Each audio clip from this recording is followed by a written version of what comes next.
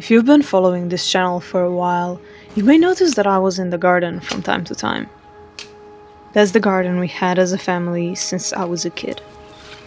My mom was always the one taking main care of it, but since I can remember, I was always going in there to help prepare the soil, plant the seeds, water the plants, pick up the fruits, and I absolutely loved it. And this spring, something hit me.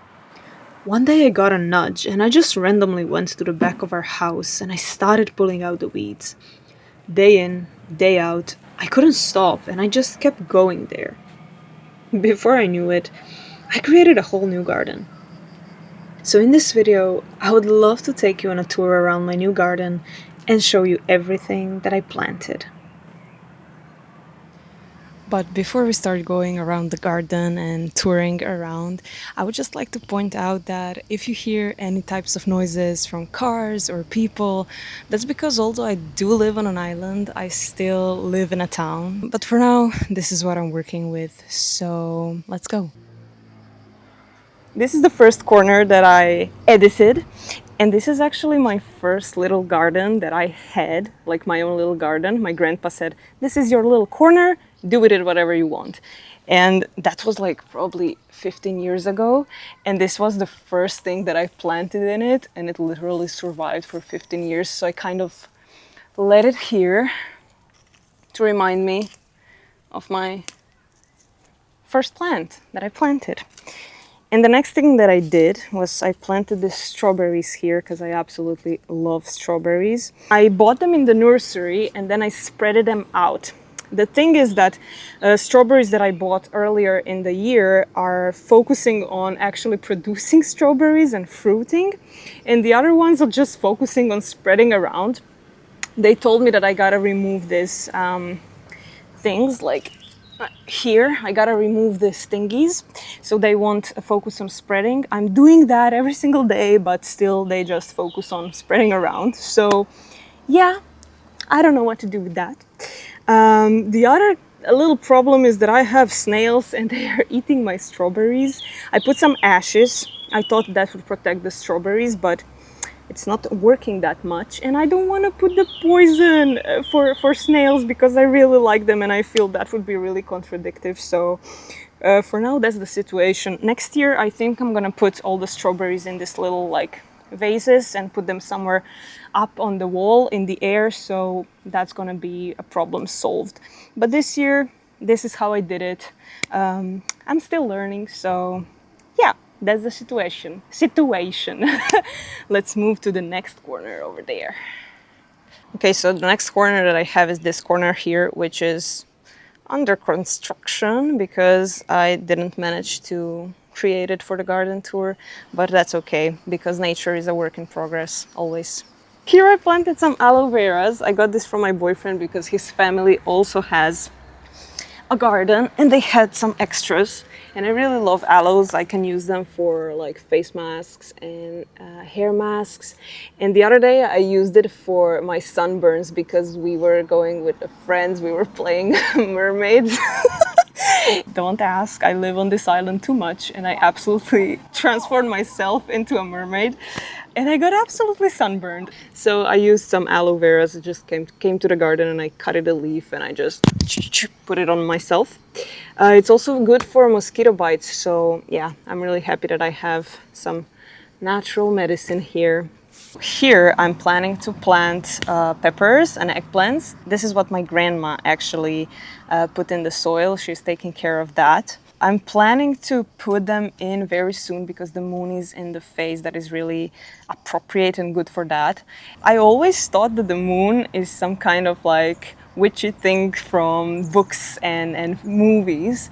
But when I started working with the land, when I accepted the island lifestyle, I realized that a lot of people who live here are actually in a very close connection with the moon. People who work with the plants, with soil, and people who catch fish, they always look at the moon. For example, the other day, my cousin who works with plants told me that it's really good to collect herbs around the full moon or a couple of days before the moon is full, because the moon affects all the tides on the planet, so it actually affects the waters within the plant. So all the juicy stuff and sweet stuff, and the aromas from the plants are being pulled to the surface. So you cut it, and then the plant is full of like the good and yummy stuff.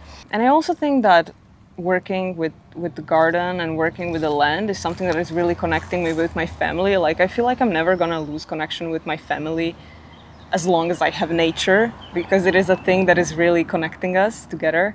And for example, I just reconnected with my grandma through tomatoes, and now we're always talking about the garden, and I'm going there to pick up some plants. So I think nature is healing our relationship. So let's move to something that actually grew.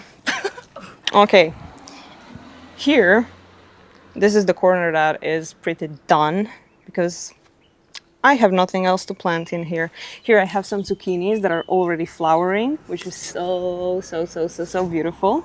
I have 3 of them, and here I have tomatoes. These are cherry tomatoes, and they already have fruits, and I just love the taste of them.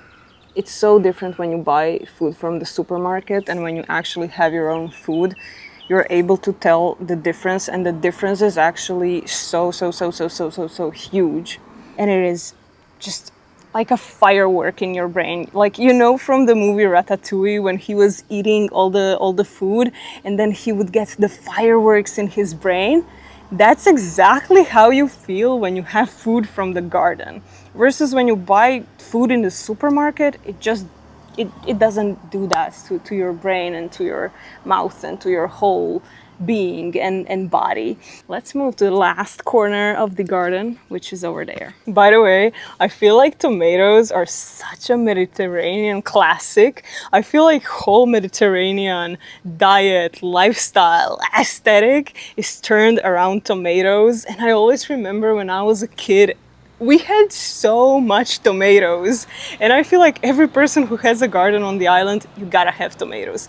Like, that's a classic, and I just love it so much. Mediterranean tomatoes. Okay, let's go there. Here I have the last corner of this garden, and here I planted some chard and different types of zucchinis that my grandma gave me. She told me that there are some kind of yellow ones, really good for soups. So I planted this a couple of days ago, but I'm really skeptical about it, and I'm not sure if anything is gonna come out because I planted it really late in the season. The second thing, it's directly in the soil, and I feel like that's such an easy prey for snails and ants. And the third thing, my cats and other cats are going here to shit, so they dig everything out. I gotta put some kind of protection from that. Oh, my cat is there. She's so cute. Hello.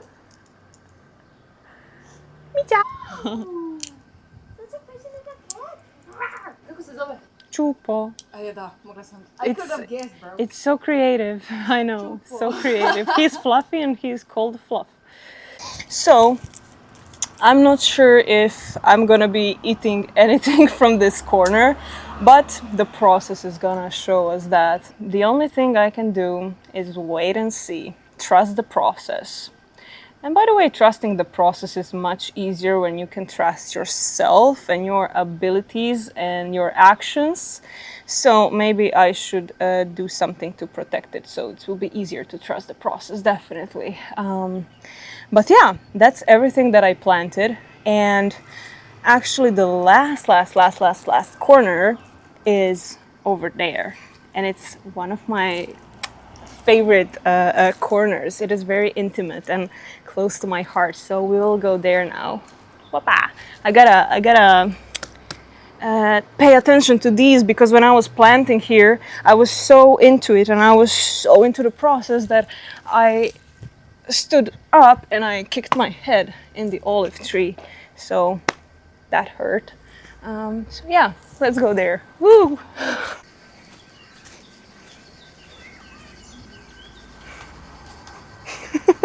This is one of the most cherished, interesting, inspiring, motivational, or whatever the word I want to throw in here, parts of my garden.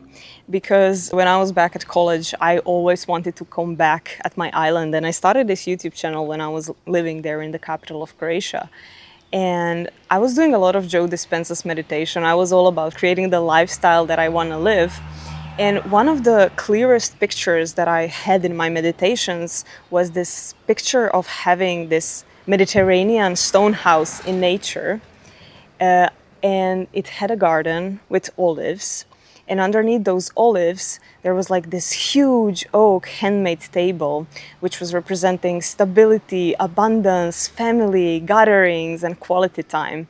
And this was my vision, my visualization of my future. I said to myself, like, why would I wait? Like, I have a lot of space to build the garden, and I have some space here. I have olives here.